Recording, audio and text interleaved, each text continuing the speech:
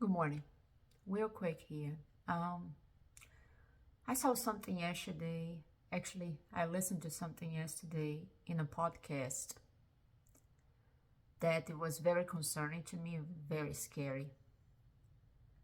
This guy asked in the program, there was a Brazilian podcast. And one of the questions was, how do you keep romance or passion alive in a relationship? And this was a guest speaker. And here's what he says: this is not very ethical, but it works. So if you want to keep the passion alive, you need to create a roller coaster experience in your relationship. And he said, he gave the example of the guy that really liked this girl and they're in a relationship and they went on a trip together. He comes back from the trip was awesome. Then she blocked him on social media. She blocked him on everything. He doesn't hear from her. He doesn't know what's going on. So there is confusion. There is anxiety. He didn't use those words I'm using right now. There is confusion. He doesn't know, so she disappears. She ghosts him. And then when he least expects, she shows up and says, hey, so-and-so, let's travel again. And then he just goes and travels again because he was starved of her presence. He was starved of that feeling. And then he goes with her again, knowing that this is not going to be good. But because he has that feeling of that excitement, that adrenaline, he goes with her again. And then she puts him into this reward starvation with her. Guys, let me tell you something.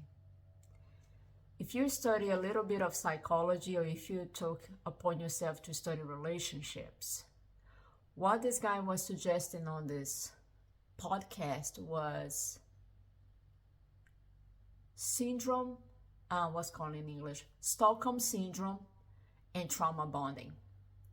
Trauma bonding comes from these repeated cycles of ups and downs, back and forth, push and pull, that creates in the person that is experienced that this sort of addiction. And psychology explains that. So it creates in the mind of a person this sort of addiction. So that's why even when they broke off, the person that was on the other side of that roller coaster cannot let go of the other person. Now, his tactic, does that work? It works. With whom? People that are insecure, people that have not done healing work, people that have not self-improved. That works perfectly. And people that are emotional dependent or codependent, that works like a charm. But my question to you is, why would you want to create trauma bonding in someone in order to keep a passion alive? Isn't that just insidious? But isn't that what you see in movies? Isn't that what you see people doing to each other? Isn't that crazy? So a person that has a platform of that magnitude to recommend such a thing, to me, was so stunning, because there are people out there, good people, good-hearted people, that they don't understand human behavior, they don't understand emotions, and then they get that advice and then they apply. And then it eventually is going to fire back on them. So what you're telling me is that a good, constant, level, balanced love, it's not fun. You are reinforcing in society that kind of love. It's boring. It's pathetic. So then you have people nowadays that, unless they don't have the ups and downs, back and forth, push and pull, They think something is missing in their life. But nothing is missing in their life. There's just areas in their heart, in themselves, that needs healing. Now, let's go back to the example. You get someone that applies those concepts within a person that has done healing work, that has done some self-improvement, self-care, work on themselves. They know what that looks like, and they're out like that. So be very careful who you take counsel with, because you might be in a great relationship and your own boredom, might feel like there is something missing in this relationship, let me spice it up, and might backfire on you because you applied that. These are tactics known as Stockholm Syndrome, which is the bite and the caress.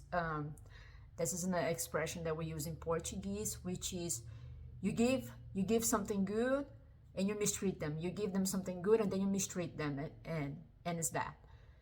And also it's trauma bonding, because on the person that is on the receiving end, they know they're being hurt, they know they're being abused, they know that something is wrong, but there is something in there that is positive enough to make them stay. I have a really intense question to ask you. Do you really want to sign up to be the next person that abused a loved one? Is that how you want to be remembered? Be careful, guys.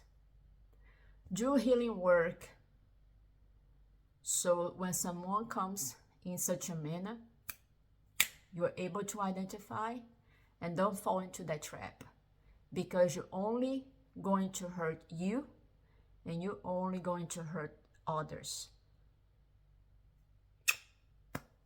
See you later. This is G. Scott, and I definitely approve this message. Bye-bye.